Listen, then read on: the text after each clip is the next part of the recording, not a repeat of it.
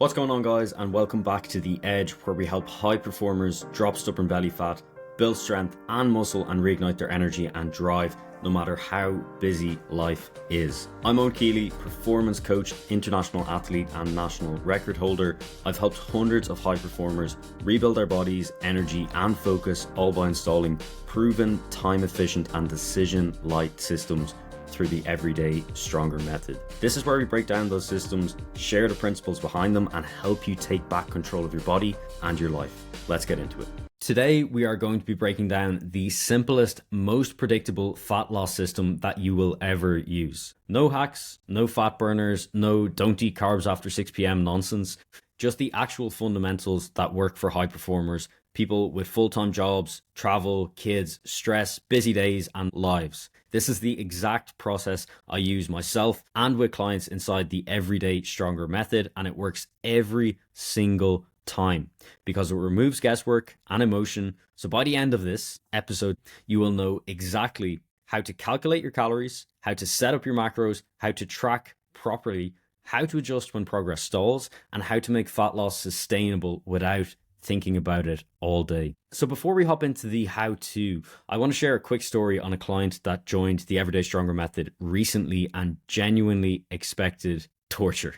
And that's because of all the extremes he did before. So he was someone who had experimented with keto, super rigid meal plans, even boot camps as well, where they tried to basically run him into the ground. Chicken and rice every day. If you go off plan, you've ruined everything mentality. And the minute life went back to normal after all these things he tried, where he got significant progress in a short period of time, the moment life went back to normal, all the weight came back on. So when he came into the Everyday Stronger method, he expected pretty much the same thing. There was a lot of skepticism there. He expected restriction, overwhelm, unsustainable plans. But when we went through our approach with our calories, protein, fiber, simple structure, movement, he realized fat loss didn't have to take over his life. He kept eating the same food he enjoys. He wasn't hungry all day. He wasn't stressed and having to think about it all day. And when the weight started coming off steadily, he was texting us, basically wondering what the catch was here, what was going to happen. And look, this is what a good fat loss system should feel like. Simple, predictable, and realistic. A quick reminder as well. So if you are a current Everyday Stronger client, remember, what I'm about to share with you is already done for you automatically. We set up your calories, macros, adjustments. It's all handled in the background. You just need to follow the plan. So this episode is to help you understand the why behind it, but you don't need to go changing what we've already set up for you from what we are going to be discussing here today. And just to make it super clear before we do hop into specifics here, you do not need a crazy amount of discipline. You don't need to suffer. You just need consistency and data. That really is king.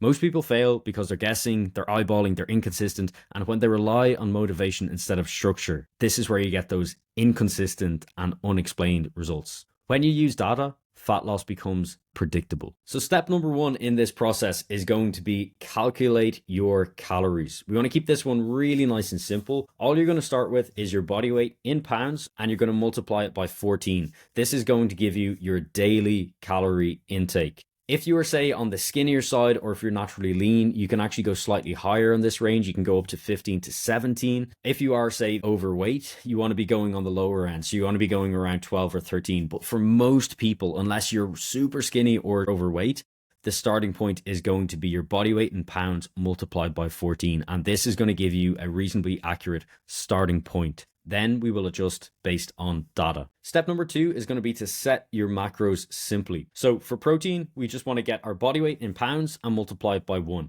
So if I'm a guy, I weigh 200 pounds, I multiply that by 1 and I get 200 grams of protein per day. That's my daily protein goal. For fats, we want to take our body weight in pounds and multiply it by 0.3 to 0.4 grams. And this is going to give me my fat intake. And then for fiber, we want to go for roughly 30 to 35 grams a day. If you are female, you can go slightly lower than this. So between say 20 and 30 grams a day. And a little side note on this as well is if you are eating significantly lower or significantly higher than this range on your fiber, you don't want to drastically change this in one day.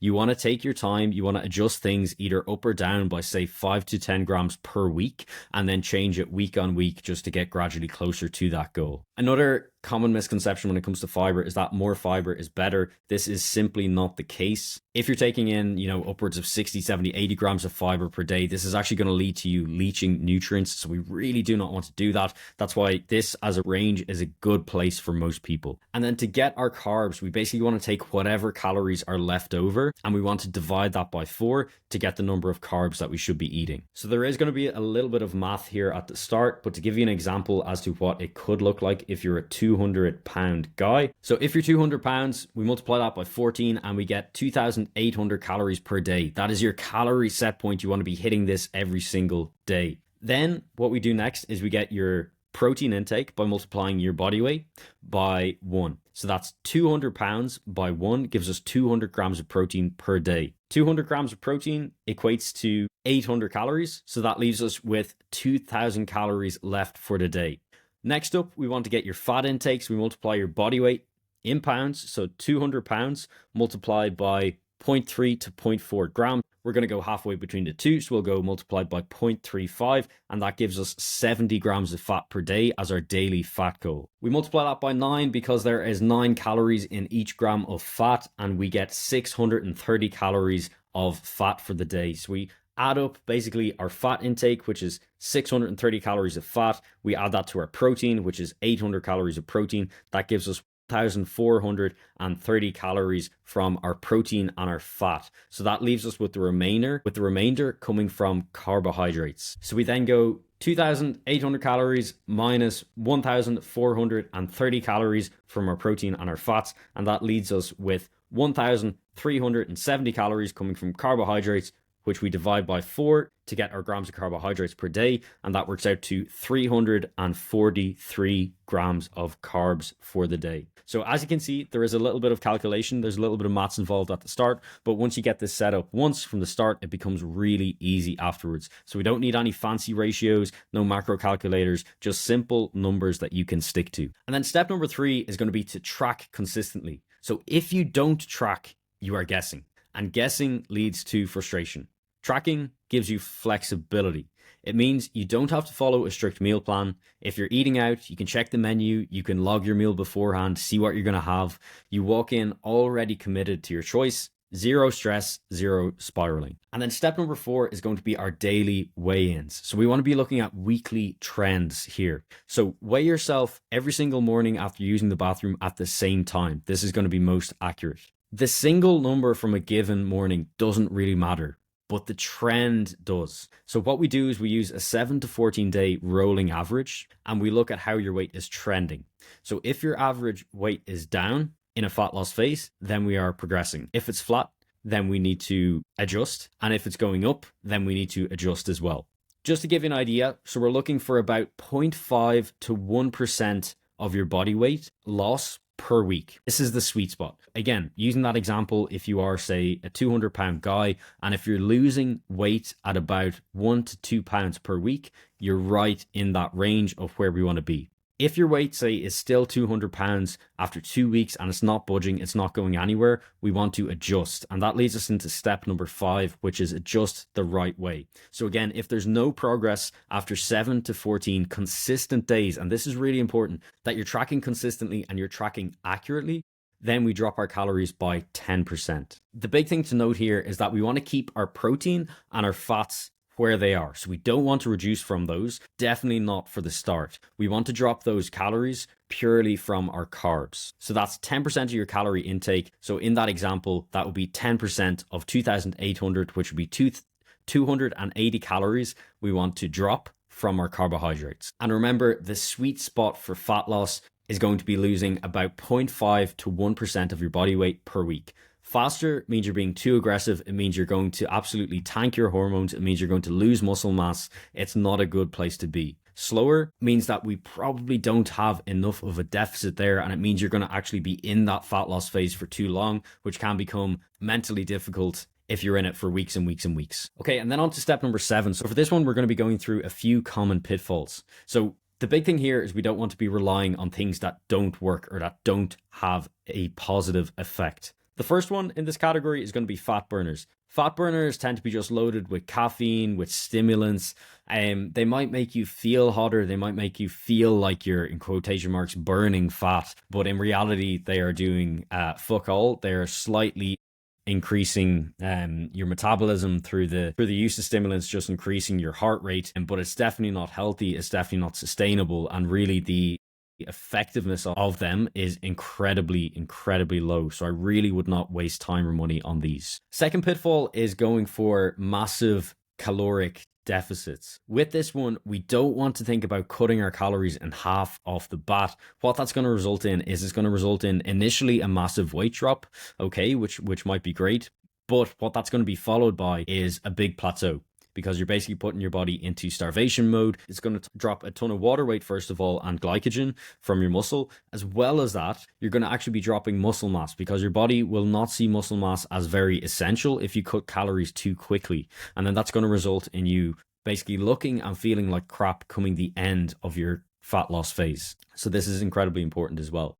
The next common pitfall is not having weekly weigh-ins. So if you're not weighing yourself each day, and if you're not tracking the trends, you're basically just guessing, going by feel. And this is really not a good idea when it comes to fat loss. Again, data is king when it comes to fat loss. The next common one is actually just guessing portions. This is another one, especially as you get hungrier, as you get deeper into a fat loss phase. Your body will be changing down to a cellular level. It will be looking for more food coming in. You will be hungry. You will want to try and even subconsciously squeeze more food in here. And if you're just eyeballing things, especially as you get deeper into a fat loss phase, you can end up overdoing portion sizes. Your progress can stall. You won't know why. And it can just lead to a tricky situation. So try and keep tracking your foods accurately, especially as you get deeper into a caloric deficit or deeper into a fat loss phase. The next one is going to be demonizing food groups or certain foods. So carbs do not make you get fat. Cutting out carbs do not make you get lean. It really comes down to caloric intake day to day. We obviously want to keep our protein high as well, keeping up at that 1 gram per pound body weight range. But there is no specific food group. There is no specific food itself that is going to make or break your progress here. To take this to an extreme, it would be possible that you would be able to go through a fat loss phase and you would be able to get relatively decent results at eating purely McDonald's. If you were to hit your daily caloric and protein intake, eating really shitty quality foods, you still would be able to get decent quality results. You might feel like crap going through it. Energy might be terrible, sleep might be terrible, but your results would probably be, okay, probably not too bad off the back end, because you hit those two big rocks, the calorie intake and the protein intake each day. Obviously, we do want to have balance in there. We want to be prioritizing our high quality foods. We want some focus to be put on structure and timing. But the big thing to note with this is that we don't want to demonize any food or food group. Remember, consistency and data lead to accurate and beneficial adjustments in your journey. That is the real formula. And then step number 8, we're just going to be covering a few key lifestyle habits that are going to make this easier to stick to. So the first is going to be to eat at consistent times each day. The second is going to be hydrate adequately and hydrate early in the day. Number 3 is going to be to walk after meals. Number 4 is going to be to get plenty of protein in, especially with that first meal. Next up is going to be actually use a 3x3 meal rotation or flexible tracking approach. This is something we make use of in the Everyday Stronger method to help our clients cut down on time and decisions. These small habits are what make the deficit effortless, because at the end of the day, after listening to what we've just gone through, you have all of the tools, you have all of the information to pull off a incredibly successful fat loss phase, but implementing it is where the challenge often lies. So to recap, fat loss doesn't need to be dramatic. It doesn't need to take over your life. When you use a simple data-driven system, fat loss becomes predictable and sustainable. Set the calories, hit the protein, stabilize the fiber, track consistently and accurately, and watch your trends. Adjust gradually. This will work every single time. If you do want help actually mapping this out for you personally, for some more implementation guidelines as well, and tips and tricks that we do have, after all, we have done this with now hundreds of clients, and everyone is a little bit different in how we need to approach this to get the best results possible for them. You can feel free to drop me an email, a DM on Instagram, or even hit the link in the description below to book in a one-to-one call with me to actually map this out live on the call together. And as always, I hope you got great value from this today. today. Do feel free to let me know what you think of it. Again, drop me some feedback. Feel free to rate it as well. If you do have any questions or thoughts for me, get in touch. And apart from that, I hope you have a fantastic rest of the day. Looking forward to catching you in the next one.